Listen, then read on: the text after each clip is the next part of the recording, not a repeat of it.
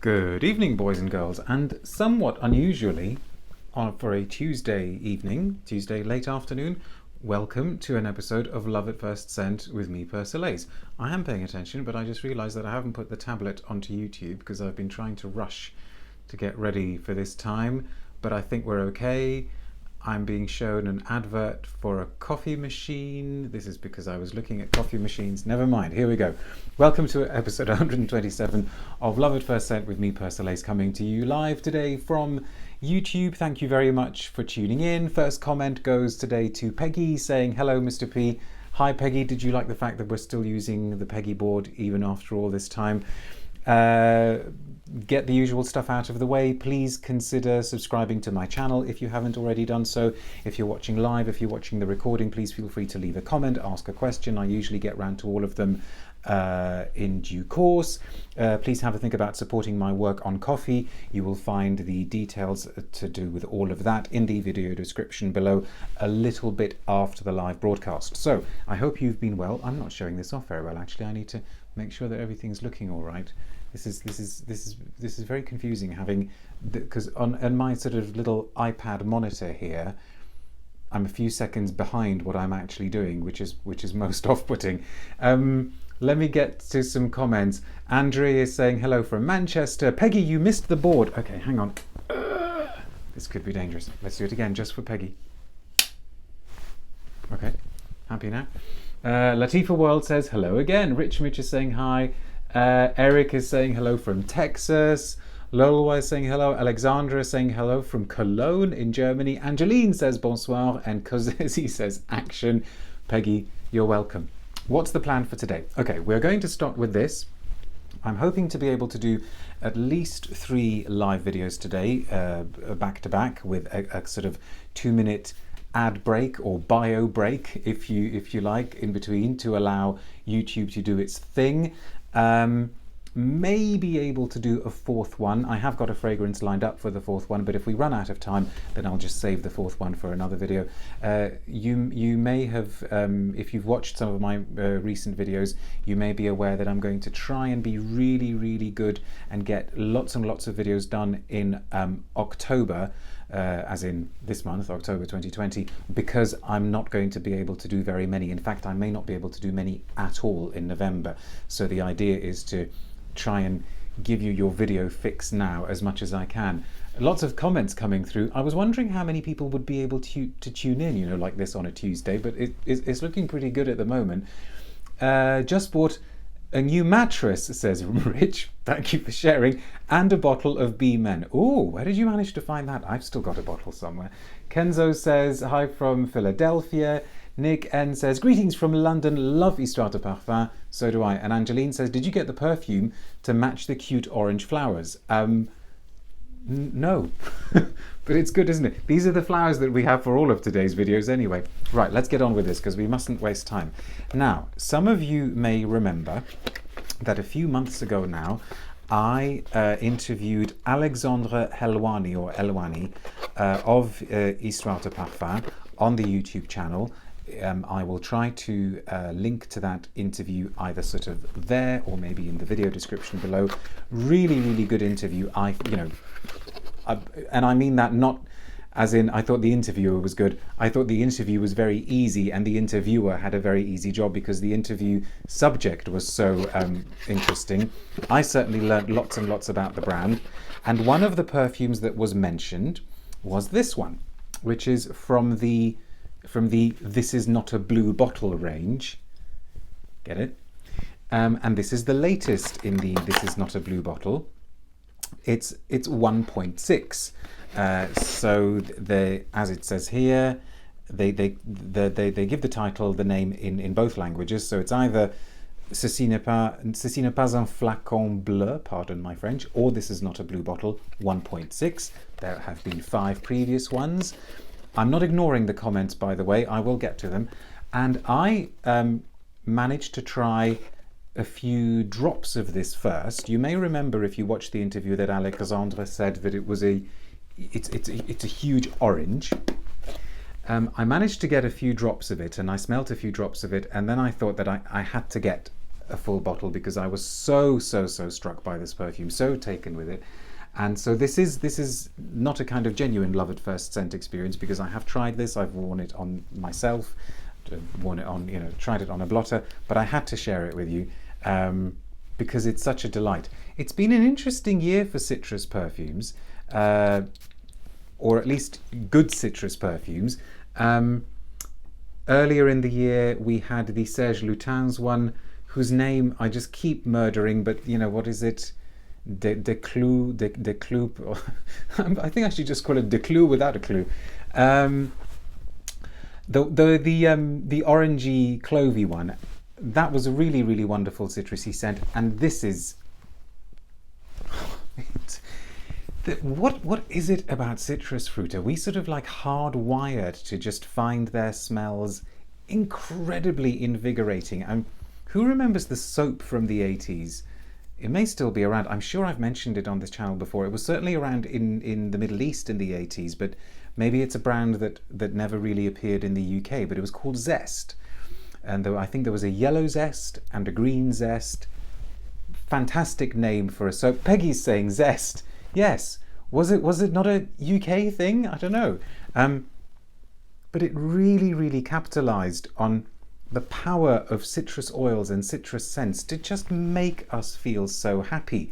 Is it just I've obviously struck a chord here, because Angeline is saying OMG zest, and Peggy says and a blue zest. Yeah. See, that was the other thing. As a child of the Middle East, as somebody who grew up in the Middle East, and then I moved back to the UK, as it were, because I was born here, I was also struck by the fact that nobody knew what I was talking about when I mentioned Far soap, as in F-A, Far, because Far was such a huge brand in the Middle East, and I think in continental Europe as well, but nobody seemed to have heard of it. We really shouldn't get sidetracked and talk about soap. Nick is saying it was a UK thing too. Okay, and Canada. Wow, who knew? Lannon says, tried a couple from this range. Okay, I'll get to comments about this in a second. Too young for zest, sorry, says Floating Man. Peggy says, big thing in SCA, I'm from Malaysia. Oh, so maybe it was, Middle East, Southeast Asia. Far is German, says Angeline. Yes. Was it like Henkel or something like that? Was that sort of brand? Anyway. So, it was related, because this is the power of citrus oils, and especially orange. There's something about orange that is both exuberant and pleasant and soft. Lemon starts heading into, you need to kind of get up at 4 a.m. to go for a run around the lagoon type territory. Orange doesn't do that. Orange is energetic, but it's not as manic, crazy energetic as lemon. Grapefruit, much as I love grapefruit has always got that kind of screechy quality. So grapefruit is the really cruel, sadistic drill sergeant who is, shouting at you to do another 100 push-ups or whatever it is.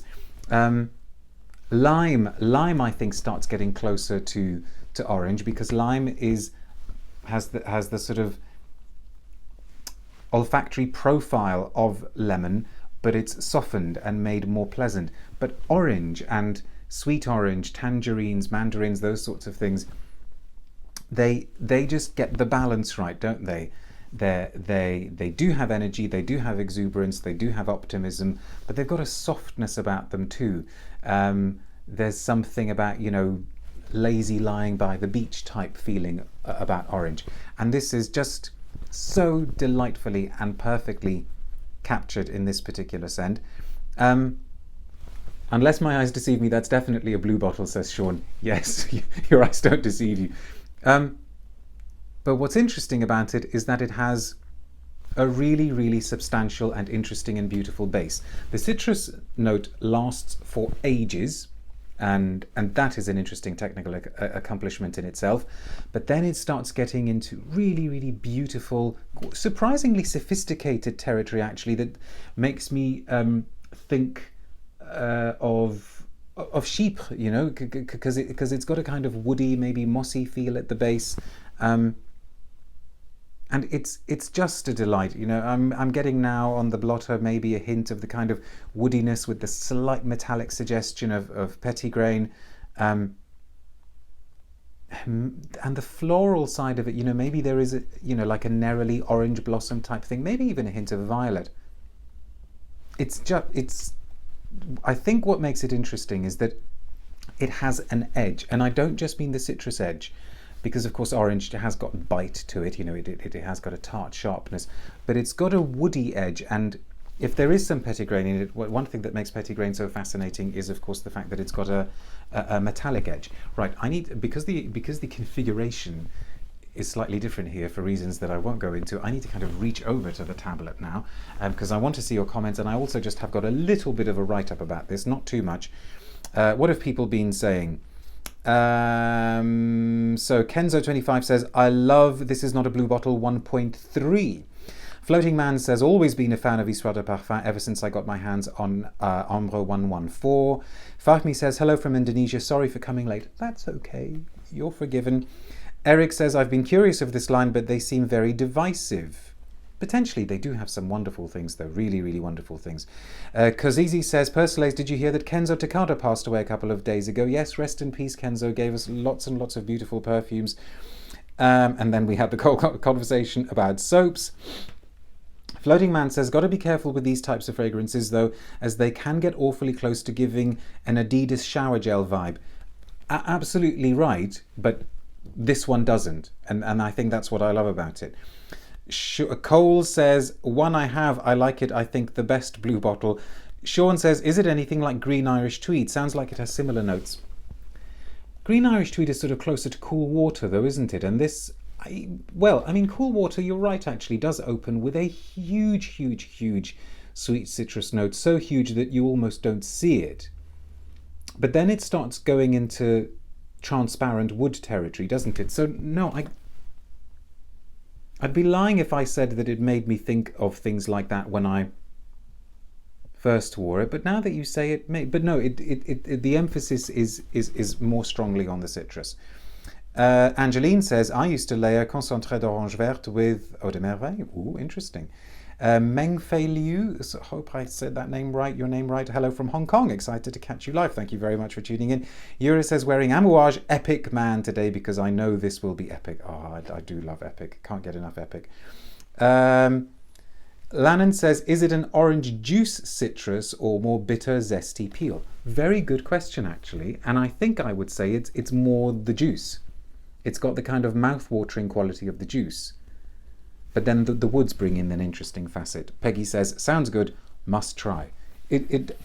Seriously, I was just so taken with this, and hang on, I told you I had a little bit of a blurb about it, didn't I? Not much. It won't take long to read. Where is it? Here we go. Green souls fall in love in the shade of citrus trees. Your laughter exhales a song of yuzu zest. Interesting. I hadn't thought yuzu. And my kisses flutter white like petals of neroli as they rest on your grapefruit lips. I think they're trying to say there's lots of citrus here. Then it says, red, the pulp of my fingers. Ooh, okay. The pulp of my fingers run along your jasmine neck. I drink the blue seas of your eyes and the smell of your smiles. There is a heat, a whiff of vanilla, of two bodies entwined in a shape of white musks. This probably sounded more accurate in French, never mind. Hypnotic lotus and dilated pupils. There comes from my fingers like a moan of geranium.